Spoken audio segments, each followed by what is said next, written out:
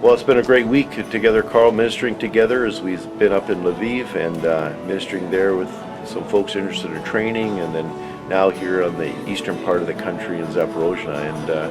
And I was thinking as we were traveling about all the crazy places we've been. I think back to Russia and some of the places we traveled together, and Cuba, and and thinking back over the last 20 years since we first met and started. I remember Friday afternoons we would have our mentoring times together, and lots happened in your life. It's been amazing to see how God has been leading you.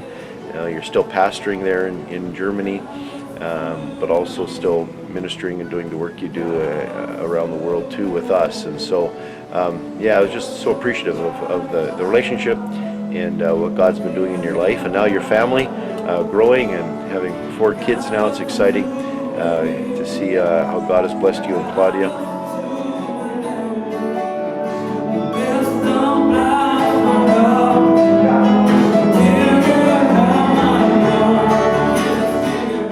You've been in Ukraine before, but it's the first time in Lviv and now Zaporozhye, and we've been ministering to leaders together. Anything you take away back to Germany, back to your church plant in Magdeburg? Well, first of all, probably the passion of the leaders' commitment to invest into others. The church culture here originally isn't that open for passing on to the next generation, and just seeing some leaders taking that step, being pioneers and risking part of their reputation to be willing to invest into others. That commitment in leadership, that commitment for doing what God has placed in their heart, has really stirred my heart and made me, check myself, see, hey, how much am I committing to investing into the next generation? What's the price I'm willing to pay?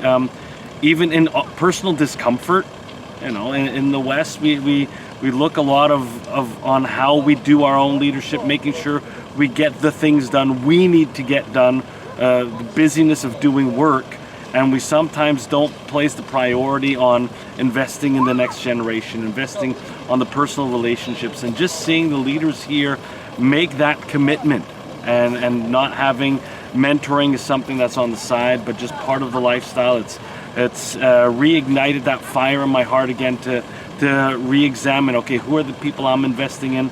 How intentional is it? And I know a lot of it in my case is already intentional, but just taking it to the next level and just saying, you know what, I need to recommit to investing more.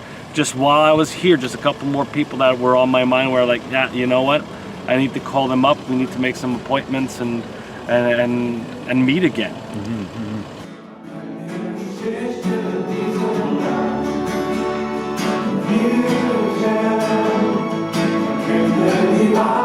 So looking forward to the future now, with hopefully things opening up again, that we can again minister and travel and share about mentoring and really investing in the next generation, and as you're doing that now with the generation that's behind you. So anyways, it was a great week, and looking forward to what God has for us in the network in the future.